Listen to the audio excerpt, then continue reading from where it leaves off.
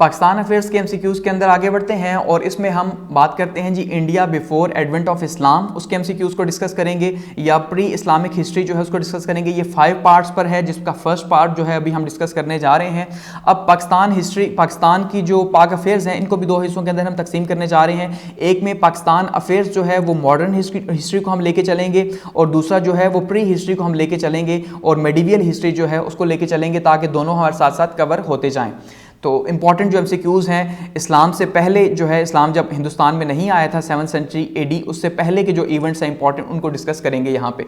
तो फर्स्ट है हमारे पास जी Chachnama was originally written in, के चचनामा जो है वो किस जुबान के अंदर लिखा गया है, तो वो है जी क्लासिकल पर्शियन जुबान के अंदर। अब सम टाइम इसके अंदर बहुत ज़्यादा कहा जाता है, कुछ ये कहते हैं कि ये अरेबिक लैंग्वेज के अंदर एक्चुअली में लिखा गया और कुछ ये कहते हैं कि ये सिंधी लैंग्वेज के अंदर लिखा गया और सिंधी लैंग्वेज का एक शाकार है। तो सिंधी लैंग्वेज के अंदर जो लिखा गया चचनामा वो तो रोमानवी दास्तानें हैं जो कि 13वीं और 14वीं सदी के अंदर लिखी गई। तो ये चचनामा जो चच वजीर था और जो बादशाह भी बना बरहमन डायनेस्टी का राजा दाहिर के टाइम के अंदर, तो उसके टाइम की अगर हम बात करें तो ये वो चचनामा है और ये जो है क्लासिकल पर्शियन के अंदर लिखा गया एक्चुअली में, ठीक है, जिसमें जो है वो मुसलमानों से पहले के हालात और कुछ फतुहात वगैरह को यहाँ पे बढ़ा चढ़ा के बयान किया गया।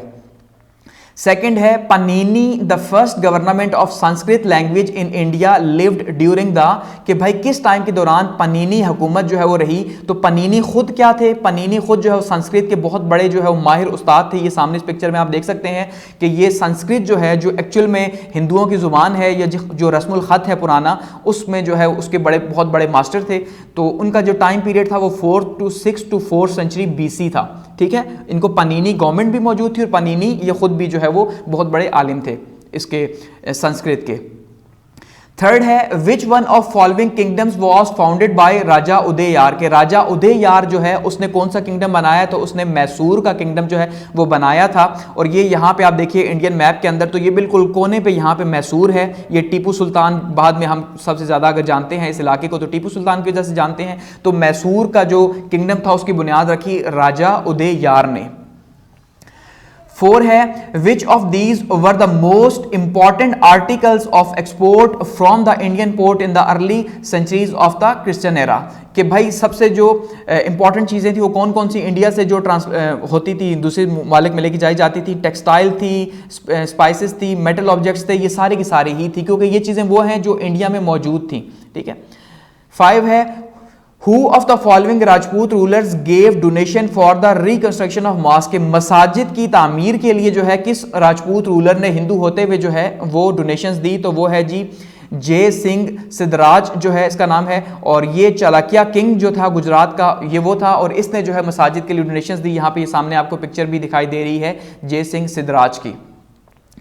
6 है the 4 mathas monasteries in 4 corners of India were established by, के 4 जो मथा हैं वो कहाँ कहाँ पे और किसने जो है वो एस्टेब्लिश किए, तो वो किए जी शंकर आचार्य ने, या शंकरिया भी इसको नाम दिया जाता है। अब समझिए ये मथास क्या है एक्चुअली में। मथा मतलब फोरहेड, ठीक है, माथा जिसे हम कहते हैं उर्दू के अंदर। तो माथा, क्योंकि माथा एक तो फोरहेड का मतलब 4, एक तो इस तरह भी 4 बनता है, ठीक है, और दूसरा वो पेशानी है किस्म की। तो ये इसी तरह से मोनास्ट्रीज जो है वो हिंदुओं की मोनास्ट्रीज बिल्ड की गई थी जहाँ पे आप सादे अल्फाज में समझिए तो मदरसे बनाए गए थे जहाँ पे हिंदू कल्चर को फ़रोग दिया जाता या उनकी एजुकेशन को फ़रोग दिया जाता। तो ये शंकरा है यहाँ पे आपको सामने जो दिखाई दे रहे हैं। तो उन्होंने 4 कॉर्नर्स के ऊपर इंडिया के जो है वो इसको इस्टेब्लिश किया था, चारों कोनों में इंडिया के इसको इस्टेब्लिश किया गया था, गुजरात के अंदर और साथ में जो है वो दक्कन के अंदर, साथ में दिल्ली से पिछले का इलाका। तो ये मुख्तलिफ इलाकों में इन्होंने जो है 4 मोनास्ट्रीज बिल्ड की थी। 7 है who among the following was proponent of the मधुमक्खिया ऑफ फिलॉसफी। अच्छा, अब ये इसको जरा समझना है, मधुमक्खिया है ये इसकी प्रोनाउंसिएशन आपने चेक कर लेनी है। ये फिलॉसफी जो है इसका किसको प्रोपोनेंट माना जाता है या किसने इसकी तरवीज की, तो वो है जी नागार्जुना। ये नागार्जुना जो है बुद्धिस्ट स्कूल ऑफ थॉट से इनका ताल्लुक था और ये जो खास किस्म की फिलॉसफी है मधुमक्खिया फिलॉसफी जो है, ये है फिलॉसफी, ये जो आपको सामने पिक्चर दिखाई दे रही है ये नागार्जुना की है। तो ये खास किस्म की फिलॉसफी इन्होंने जो है इंडिया के अंदर इंट्रोड्यूस करवाई थी और इसके 2 बड़े बड़े सच्चाइयां थी। पहला था कन्वेंशनल ट्रुथ, कि जो चीजें हम देखते हैं हैं वो सच्चाई हैं एक्चुअली में, जो कि कॉमन सेंस आप जिसे कह सकते हैं, और दूसरा है अल्टीमेट ट्रुथ कि हकीकी सच्चाई क्या है जिसकी तलाश हमें करनी है, जो एक्चुअल में सच्चाई है। तो ये दो इनकी फिलॉसफीज थी, दो पिलर्स थे फिलॉसफी के जिसके ऊपर उन्होंने काम किया। तो नागार्जुना जो है इसके फाउंडर थे। 8 है in the 6th century BC who cross the Khyber pass and took possessions of the land around Peshawar, के किसने जो है पेशावर के करीब जो है खैबर पास को क्रॉस करके यहां पे कब्जा किया जमीनों के ऊपर, तो वो है जी साइरस द ग्रेट। ठीक है, ये साइरस द ग्रेट ईरान का बादशाह था और अकेमेनिड एम्पायर जो है इसकी बुनियाद इसने रखी, ये जो आपको सामने दिखाई दे रहा है, तो ये साइरस है, ये सिकंदर आजम नहीं है, ये उससे पहले का बादशाह है, तो इसलिए साइरस द ग्रेट है। इसने जो है सबसे पहले आके यहाँ पे खैबर पास को क्रॉस करके पेशावर के करीब जो है वो कब्जा किया।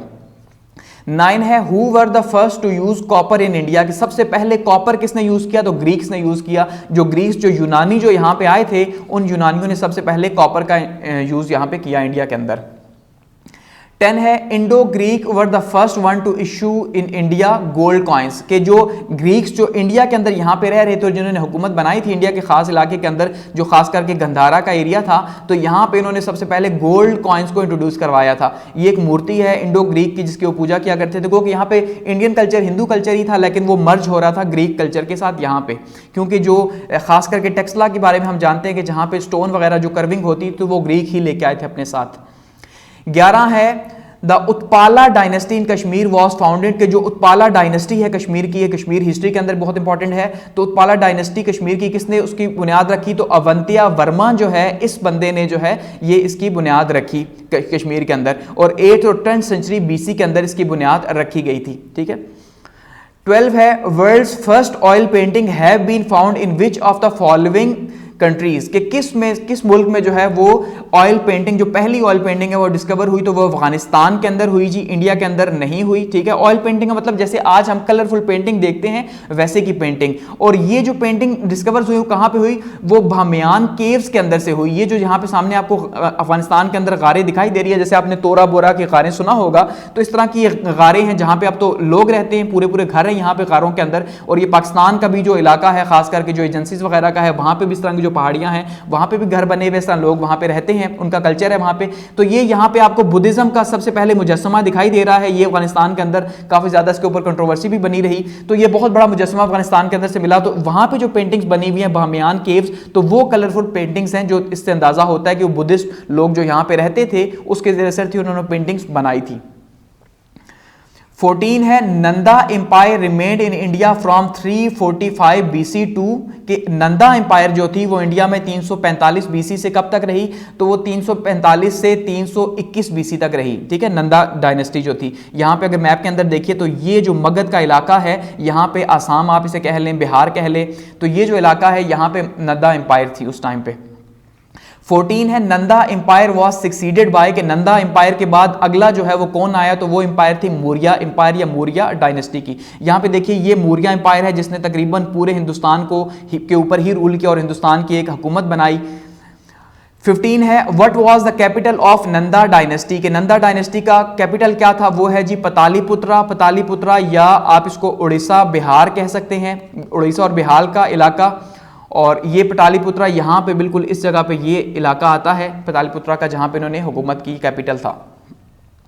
16 है the Nanda empire was later conquered by Chandragupta Maurya who founded the Maurya dynasty, कि जो नंदा एम्पायर है इसको किसने फतह किया जी, चंद्रगुप्त मौर्य ने किया। ये आपको जहां पे पिक्चर दिखाई दे रही है, चंद्रगुप्त मौर्य बहुत ही शानदार किस्म का राजा रहा इंडिया का, और हिंदुस्तान की तारीख में से शानदार अल्फाज से याद किया जाता है। चंद्रगुप्त मौर्य वो है जिसने पहली बाकायदा हुकूमत पूरे हिंदुस्तान के अंदर आप कह सकते हैं बनाई, और मौर्य डायनेस्टी की बुनियाद भी रखी। 17 है who promoted Buddhism and build Buddhist shrines in subcontinent, के बुद्धिज्म की को किसने प्रमोट किया यहाँ पे बुद्ध मत को इंडिया के अंदर, और बुद्ध श्राइन्स जो बुद्ध खानकाहें हैं वो किसने बनाई, तो वो है अशोका। ठीक है, और अशोका के बारे में आपने बहुत सी कहानियां भी सुन रखी होंगी कि क्लिंग की जो वॉर है, अशोका पहले बहुत जालिम था एक्चुअली में, बहुत ज्यादा वॉर्स वगैरह करता, अपने इलाके को बहुत फैलाया, और ये वो वाहिद किंग था जिसकी चंद्रगुप्त मौर्य के बाद सबसे ज्यादा जो है वो पूरे हिंदुस्तान के इलाके के ऊपर और अफगानिस्तान के थोड़े इलाके के ऊपर हुकूमत रही। लेकिन जो क्लिंग की वॉर है, इसमें बहुत ज्यादा बेगुनाह माना जाता है, मारे गए और उसके बाद उसको दुख हुआ और इसने जो है वो आप कह लें तौबा की और उसके बाद इसने जो है वो सिर्फ पीस, अहिंसा जो है उसको अपनाया। अहिंसा बुद्ध मत का एक जो है वो स्लोगन है जिसके मतलब है नॉन वायलेंस, कि अब जंग के बिना आपने जो है वो आगे चीजों को लेके चलना है। 18 है Ashoka remain king of the for the period, कि 36 साल के लिए जो है वो अशोका किंग रहा। किंग अशोक भी से कहा जाता है या किंग अशोका भी कहा जाता है, आपने देखा होगा इसके ऊपर एक मूवी भी जो है वो बनी हुई है। तो 36 साल तक किंग रहा। 19 है what was the capital of Maurya dynasty, के मौर्य डायनेस्टी उसका कैपिटल कौन क्या है जी, उसका भी पाटलिपुत्रा ही कैपिटल है बिहार के अंदर, ठीक है। और ये पटना है जो आज का मॉडर्न इंडिया है, यहाँ पे ये इलाका, तो यहाँ पे इसका कैपिटल रहा। 20 है when the Maurya empire was founded, के मौर्य एम्पायर की बुनियाद कब रखी गई, 321 में एम्पायर रखी गई, जब गुप्ता एम्पायर जो थी उसको खत्म किया गया यहाँ पे, तो अल्टीमेटली मौर्य एम्पायर की बुनियाद रखी गई 321 में। 21 है who was the first king of Maurya dynasty, के पहला जो है मौर्य डायनेस्टी का बादशाह जो है वो कौन था, तो वो चंद्रगुप्त मौर्य था जिसने फतह किया इसे, और चंद्रगुप्त मौर्य जो है चाणक्य की मदद से उसने ये हासिल की थी। 22 है चंद्रगुप्त वाज सक्सीडेड बाय, के चंद्रगुप्त के बाद जो है वो कौन आया, तो वो है जी बिंदुसरा। ये सामने आपको बिंदुसरा सरकार दिखाई दे रहे हैं, तो ये बिंदुसरा जो है ये दूसरे नंबर पे आए चंद्रगुप्त के बाद। 23 है Maurya dynasty was founded in the year, के मौर्य डायनेस्टी डिस्कस हो चुकी है कि 321 बीसी में हुई, और ये पैन इंडियन एम्पायर भी से कहा जाता है, कि पैन इंडियन एम्पायर का मतलब ये है कि पूरे इंडिया को, जो कि तकसीम था उस टाइम पे छोटे छोटे महाराजों के अंदर, जनपदों के अंदर, तो उन सारे जनपदों को मिला के एक बड़ी हुकूमत जो है वो मिलाई थी।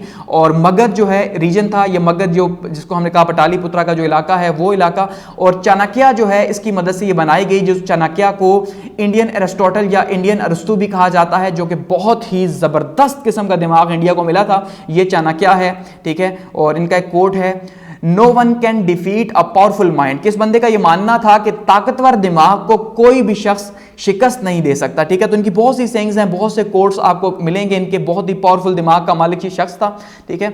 और ये कहा करता था जंग के लिए आप कोई भी जो है वो हरबा इस्तेमाल कर सकते हैं, चाहे वो लीगल हो या इलीगल हो। तो इस बंदे ने ये फिलॉसफी इंट्रोड्यूस करवाई थी कि everything is fair in love and war, जो हम कहते हैं बाद में अंग्रेजों ने इसको अडॉप्ट किया।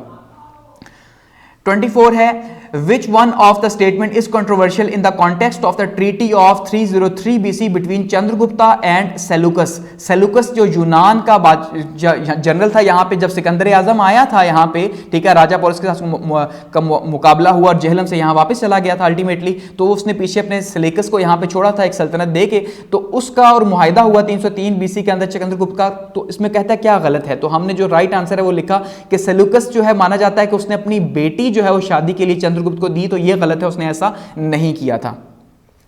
25 है Chandragupta Maurya build the first great Indian empire in India with the help of Kautilya या चाणक्य, के चंद्रगुप्त जो है उसने पहली हिंदुस्तान के अंदर एक बाकायदा हुकूमत बनाई शानदार किस्म की। वो किसकी मदद से बनाई, तो वो इंडियन एरिस्टोटल या चाणक्य या जिसको कौटिल्य का नाम भी दिया गया बनाई। और ये कौटिल्य जो है ये टेक्सला यूनिवर्सिटी के अंदर, जिसको टेक्सला उस टाइम पे कहा जाता था, तो ये टेक्सला यूनिवर्सिटी के अंदर एक प्रोफेसर था, आप ये मान लें, ठीक है। तो इसने जो है वो सारी की सारी ट्रेनिंग और तरबियत की, और इस तरह से चंद्रगुप्त मौर्य इस काबिल हुआ कि उसने ये हिंदुस्तान के अंदर एक शानदार किस्म की हुकूमत की बुनियाद रखी, जो कि आगे फिर चल के पूरे हिंदुस्तान की बुनियाद बनी।